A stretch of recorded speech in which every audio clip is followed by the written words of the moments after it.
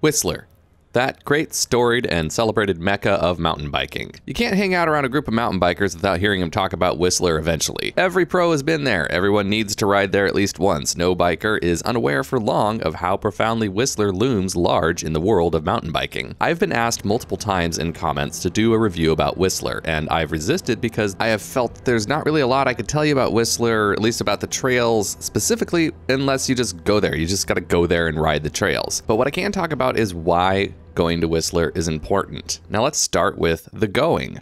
Going to Whistler is actually one of the most significant parts of the experience, and it's something everyone should do. And I mean just the going, just the journey. This part of Canada is the culmination, the epitome, the glittering jewel in the crown of everything wonderful that the Pacific Northwest has to offer. After crossing the border, you soon enter the superlatively beautiful city of Vancouver, Canada, where you'll be green with jealousy because the mountains are literally right up against the city limits. Seriously, they're like right there, and they're huge. So wallow, my friend. Wallow in that feeling of envy because you're in good company. We can wallow together. Continuing north on the Sea to Sky Highway, your jealous envy will only intensify as you penetrate into the Canadian Coast Range along Howe Sound, a gorgeous inland sea, many parts of which are emerald colored from prodigious glacial runoff. This place is unreal. All of the superlatives apply. You'll also likely get a lot of chances to enjoy the view because the traffic through here is also pretty awful. Seriously, delays can stack up, especially on holiday weekends. We got stuck in the car for 9 hours because of 2.5 hours of traffic delays. Leave home early. Plan accordingly. Okay, so once you get to Whistler, there is one thing you need to keep in mind about every trail around here, and it relates to the trail rating system. Whistler uses a typical green, blue, black, red rating system like everywhere else, but Whistler greens are blues everywhere else. Whistler blues are blacks everywhere else. Whistler blacks are double blacks everywhere else, and when Whistler tells you something is an expert line, you take that seriously. It's an expert line. People die here.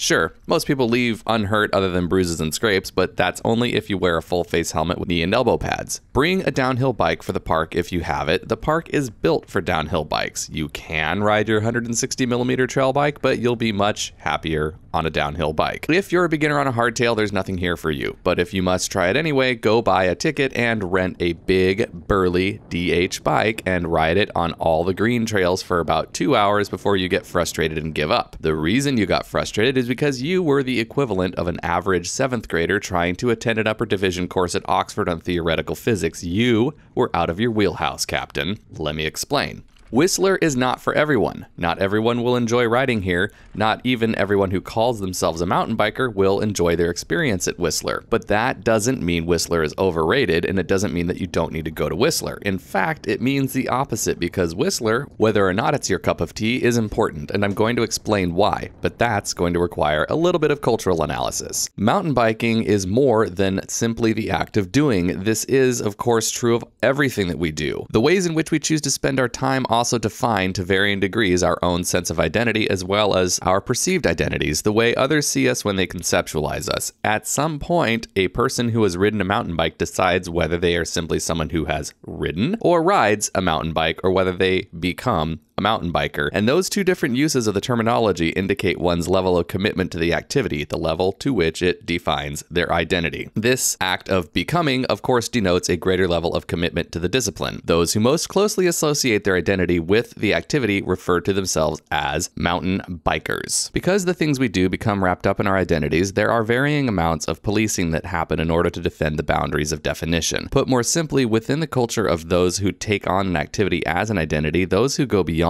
saying I ride mountain bikes to saying I am a mountain biker have a personal interest in policing who gets to take on that identity. The identity labels you apply to yourself help you find others who are like you. So when you identify as part of a group, you have a practical interest in defining as narrowly as possible who fits into the definition of the label you are applying to yourself. This act of exclusion is a necessary act of filtering. It makes the process of finding other like-minded individuals more efficient. So if we're willing to accept mountain biking as a culture, one which we take take on as an identity, then it should be an easy stretch to suggest that there are subcultures or disciplines within that culture. Central to every culture composed of humans is, of course, language. There is the obvious verbal and encodable language, which the IFHT channel documents well in their How to Be a Mountain Biker video when they list all the unique words mountain bikers have coined for various bike-related phenomena, but it goes far beyond what is simply said. There is a language, a back-and-forth dialogue that exists between mountain bikers which is shared in the physical landscape itself. Perhaps more intensely than most human activities, mountain biking's subdisciplines are directly linked to the dirt, rocks, and landscapes where the act of riding a bike is executed. There is the written and verbal conversation, of course, but it is derivative of and generally descriptive of the actual act of riding, building, riding again, and sharing of riding experience that connects individual riders across time and space. This means that messages mountain bikers want to send to each other are encoded into the very landscape they are interacting with, and like any culture, messages travel through media that are saturated in hierarchy and varying levels of definition. Whistler has emerged as one of the most, if not the most, central institutions in that hierarchy. It's like the Cambridge or Harvard or MIT of mountain biking. You'll notice I mentioned multiple universities here because much the same as every centralized riding location, whether it's Whistler or Moab or Bellingham, every elite university has a slightly different culture and approach and is accessible to varying identities. The same applies to Whistler. It may not be accessible or even desirable to every type of rider, but that fact does not diminish its importance to the overall biking culture nor its relevance even to people who do not or never will ride at Whistler. We have to accept for the sake of argument that every trail represents a series of conscious decisions made by the builders in response to a specific landscape with all its unique features, and that because most people making building decisions about a bike trail are theoretically bikers themselves, with the exceptions of outside stakeholders like land managers and outside user groups who function in the biking culture similarly to the landscape, they are obstacles around which building decisions are made. Each trail encodes certain cultural knowledge and sends certain messages back to those who ride the trail. When you ride a mountain bike trail, you are interacting with the builders and therefore engaging in the larger conversation that generates the ongoing and evolving culture of mountain biking. So, the trails built at Whistler are more than just the trails themselves. The particular style of building, the choices that the builders made, are part of the ongoing conversation between and among bikers that helps define, redefine, and create subcultures and interests within the larger overall mountain biking culture. This is, of course, true of every trail ever built everywhere, but Whistler looms large within the culture of biking because the unique combination of soil, climate, topography, and politics has concentrated an intense focus of mountain biking culture on this small area. Therefore, it is an important touchstone, a reference point. It is the source from which much of the canon of mountain biking is generated and against which other trails and systems and their builders define their activity. So, Whistler helps the disciples of different mountain biking subcultures identify each other. A biker can reach out across the void to other like-minded individuals by identifying the trails that they like to ride at Whistler, and all the cultural conversation and knowledge encoded in that trail determines whether common interests exist. It is in this way that the riders at Whistler use the trails here to establish kinship bonds. So, in the end, just like everything else, it really comes down to like-minded people trying to find each other. Two people could identify which trails they like riding, and then through the act of riding those trails together, they are able to identify each other's style of interaction with those trails, with the part of the discipline those trails represent, therefore engaging in the aforementioned act of policing identities. Essentially, they're answering the question for each other, are you really one of us? By demonstrating their ability to successfully perform the rituals of the discipline in the most visceral, physical manner possible through the doing of the thing. Perhaps the simplest summary I can provide to tie this little academic tirade together before moving on to more practical matters is to say the most significantly satisfying thing about riding Whistler is common experience. You're riding trails that a lot of other people have ridden. You'll be riding trails that are and have been ridden, designed, and built by the pros. You'll be seeing giant features under the lifts that are ridden only by the best riders who have ever lived. You'll be seeing trails in person that you've seen in all the YouTube videos you've been watching in the bathroom and at work. Now you'll have trail riding experience that you can compare directly with both the foremost experts in the sport as well as rank and file mountain bikers from all around the world. Riding at Whistler gives you universal common experiences you can share with riders from around the world. Whistler's dominance over our collective consciousness makes it the benchmark by which all other trails and trail systems are measured, and once you ride here, you too will know the measuring stick by which you can gauge both your riding ability and the quality of every trail you ride hereafter.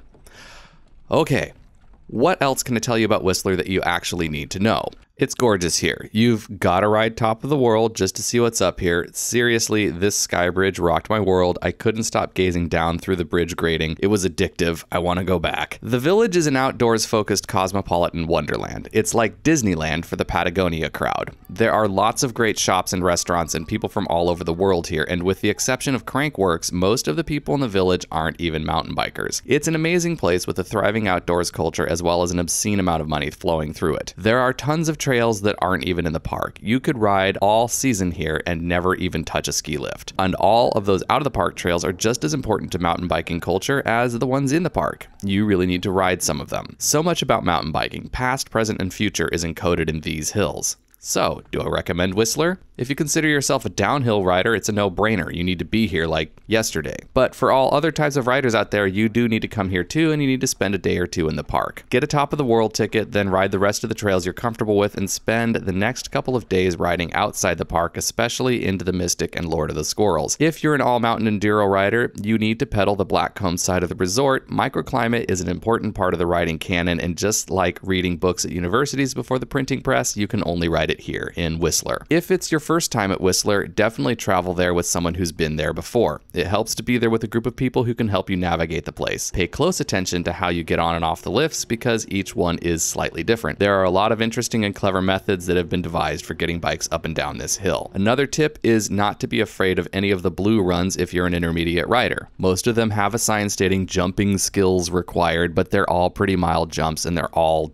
tables, short tables at that, if they're even really, I mean, you could barely even call them tables. If you want to ride nice blue flow trails to get your bike handling skills in order, go to the Creekside Zone, which you get to by riding to the top of Garbanzo Zone and then cutting down Blue Velvet over to Bear Cub, down Crossroads to South Park and Earth Circus. Earth Circus and South Park are the finest, smoothest blue flow trails in the entire park. The dirt holds more moisture over here and there aren't as many rocks, brake bumps, and bomb holes as there are in the rest of the park. That's as much advice as I'm willing to give for an intermediate to advanced rider approaching Whistler. Stay on Creekside and never leave. If you're advanced to expert, don't hesitate to ride the blacks and reds. You'll figure out a way down. There's no shame in walking if you have to. There are often ride-arounds, not on the expert red lines. The reds definitely don't have ride-arounds, but you do need to see what's been built. Don't expect to come home from Whistler without getting at least a little bit scraped up. Come on, live a little. Now, I'll reiterate that it really helps to come here with people who've been here before to maximize your experience. It's like making friends with an upperclassman to show you around during your first semester of college. You'll do better if you avail yourself of some guidance from someone you can trust. And one more thing, if you're advanced to expert,